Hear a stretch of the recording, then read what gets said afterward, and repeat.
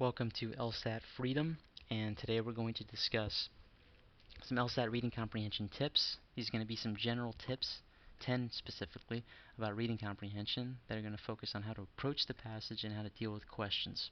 So let's jump right to it. Tip number 1, remember, reading comprehension, it's about structure, not content. So all you need to do is focus on the location of information. You don't need to retain everything that you read. You're only focusing on where the main idea and the main individuals are in the passage, where the viewpoints are located, where the underlying facts that support those viewpoints are located. That's it. You don't need to memorize everything. And because you don't need to memorize everything, tip number 2, don't read to memorize. All you need to do is read quickly. That does not mean, however, that you can skim. Do not skim. Whatever you do, don't speed read. Doesn't help you. Doesn't help you with questions that focus on more specific information in the passage. And we'll get to those question types. But just read quickly. And as you read quickly, and tip number 3, you need to make sure that you underline pertinent information in the passage. Now, there are a lot of LSAT courses that will tell you not to do this because it takes too much time. Don't listen to them. It's nonsense. You need to underline because, again, you're focusing on structure and you're focusing on the location of information. And then in order to answer questions efficiently, you need to go back and be able to find information. The only way to do that is if you underline information. If you had to skim through the passage to find information, it would take too much time, and time is of the essence on this exam. So underlining is crucial. Tip number 4, figure out what the main idea is. Make that your ultimate goal. You don't need to do it right away. Sometimes you might be lucky because either the author states it outright, or you can piece it together from other opinions or information that you find. But any question regarding the main idea of the passage, leave it for the end, because as you answer other questions, it's more efficient this way. As you answer other questions, you'll be forced to go back and review certain sections of the passage, or you'll be reviewing the passage.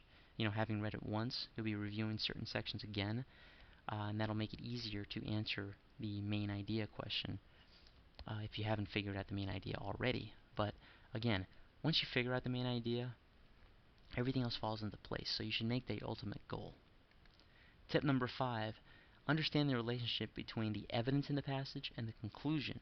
This will help you identify overarching principles within the passage. You can identify other conclusions. You can identify counter-arguments. And you can identify and understand the examples that are used within the facts that are presented in the passage. And overall, this helps you focus on the structure of the passage and understand it, because, again, that's what we're doing here. So you need to understand the relationship between the information and understand how bits and pieces of this information fit together.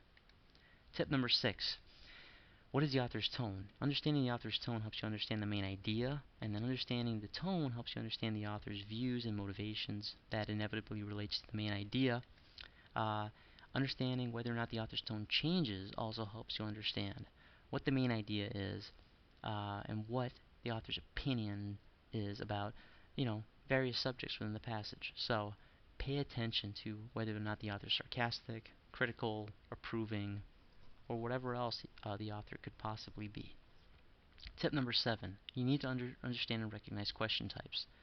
There are 3 question types on reading comprehension. 1 is main idea questions, 2 are inference questions, and 3 are questions that ask you about specific pieces or sections of the passage. We're not done with tip 7 because, as you do know, the LSAT now contains a comparative reading section, and there are 4 question types within comparative reading.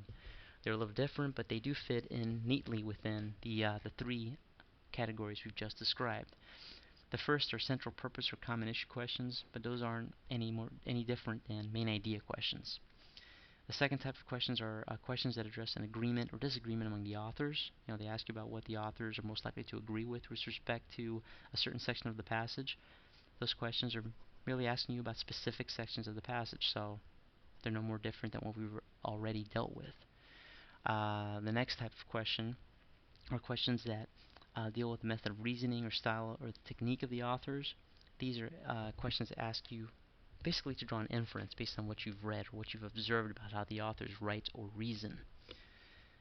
So they're asking you to perform the same exercise. Nothing much different here. It's just a different context, that's all. And then finally, there are questions that ask you to draw an analogy between the relationship between the two passages that you've read and some other relationship in one of the 5 answer choices. These are similar to parallel reasoning questions in logical reasoning, but they're really just asking you to draw an inference based on what you've read. They're telling you to look at the relationship between the two passages and to draw a conclusion based on what you've understood that relationship to be. So nothing much different there. So don't be alarmed if you see this. It's really asking you to perform the same exercise. Tip number 8.